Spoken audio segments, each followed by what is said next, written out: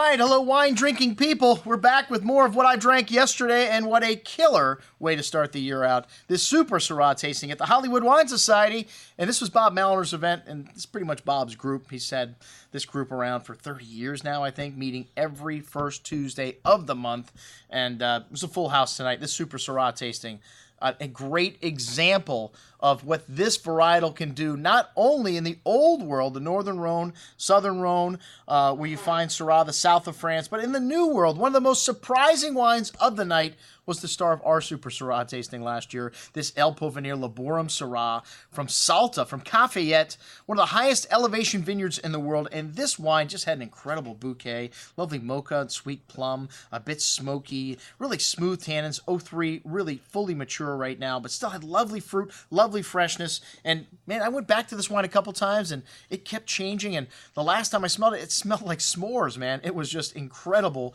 and very unique. So the first flight, we had a wine from Argentina, the second wine from Italy, Australia, and then California, and it couldn't be more different. The Italian Syrah, a little older, 1997 vintage, the Podere Il Bosco. This wine had more of that kind of animal, that meaty character you get, and a little bit of black pepper.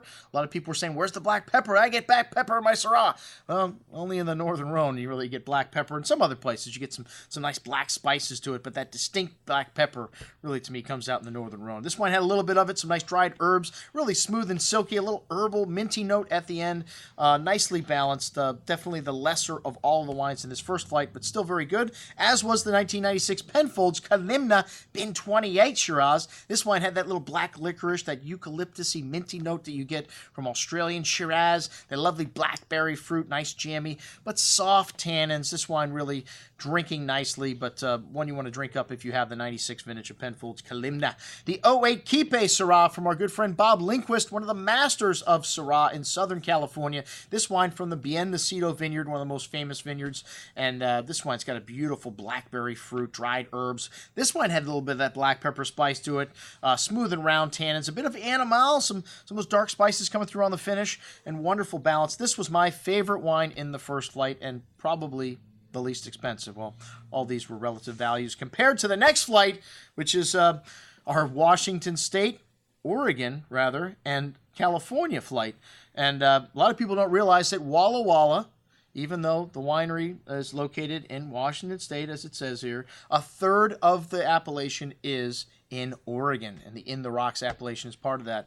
So this Cayuse, Christophe Baron, one of the masters of Syrah, he was driving through this area looking to hook up with some girl in Walla Walla, and he saw the rocks, and it turned him on. He said, man, this reminds me of home. Screw this girl, I'm buying property here, and you know, the rest is history, man. One of the most famous producers, one of the cult wines of Washington/Oregon, and this one had a beautiful bouquet, very distinct, violets, mints, black tea, dark plum, blackberry fruit, really big and voluptuous on the palate, that lovely blackberry kirsch and black licorice spice and mint lasting all the way to the end. Most excellent juice, one of the most distinctive wines on the table, and people said, man, you can just taste the rocks in this wine.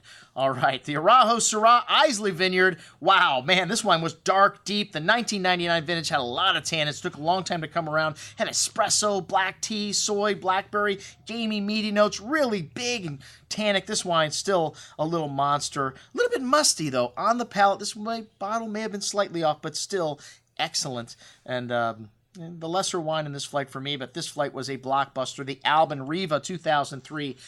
A knockout. This wine had that pan grill, that blackberry liqueur, really just big bouquet, that mint, exotic spices, black licorice, lots of liqueur-like fruit on the tongue, thick and sweet. This wine's still balanced, a little bit of a bittersweet chocolate note at the end. Most excellent juice. Sine qua non, Manfred Krankel, the Madman, the B20 Syrah from Ventura County. This wine, whew, just an incredible nose of flowers. I mean, just exotic spices, red licorice, big and fruity. I mean, his wines are over the top, but they still have balance. Still fresh at the end. This wine very bright, that lovely floral component lasting to the end. Some people didn't like it. They're a little polarizing because they are so big, and don't hate me because I'm alcoholic. Syrah can maintain a high alcohol level and still balance at the same time. A lot of people like that wine the best. I would have to go to the Cayuse as my favorite in the flight.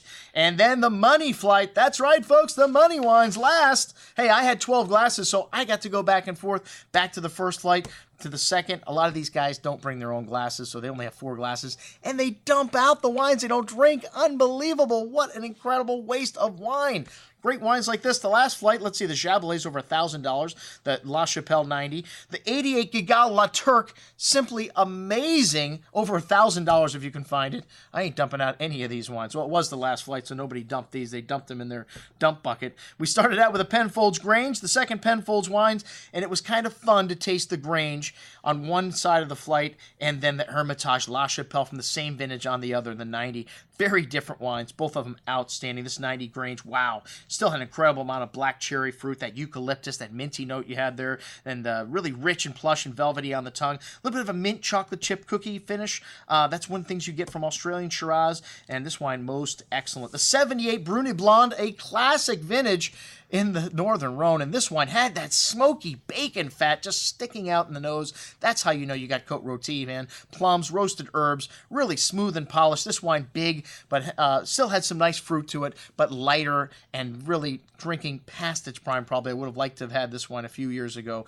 Still delicious, but you notice the lightness of the fruit in this wine. The Gigal Côte Rôtie La Turque, wow, amazing. I mean, this wine just got bigger and bigger as it opened up. Like this nose of cigarette tobacco. Really unique. It had a little bit of that bacon, the smoky, meaty notes, and a lovely mix of herbs, red plum fruit, and just wow. And on the palate, incredibly rich, long layered finish. This wine is a blockbuster. The wine of the night for me, but it was tough to pick in this flight because the Hermitage La Chapelle was just amazing as well. And this wine had a lovely dark plum, and the fruit still very big. This wine had a lot of herbs and just malty layer, just smooth as silk on the tongue, very plush, still very youthful. This is a quintessential Northern Rhone Hermitage for the ages. Killer juice, as was this whole tasting, man. What an amazing night. Thank you very much to Bob Mallon of the Hollywood Wine Society for putting this one on. I'm your host, Andrew Lampasoni, signing off for the Wine Watch, saying, remember, always drink the good stuff first.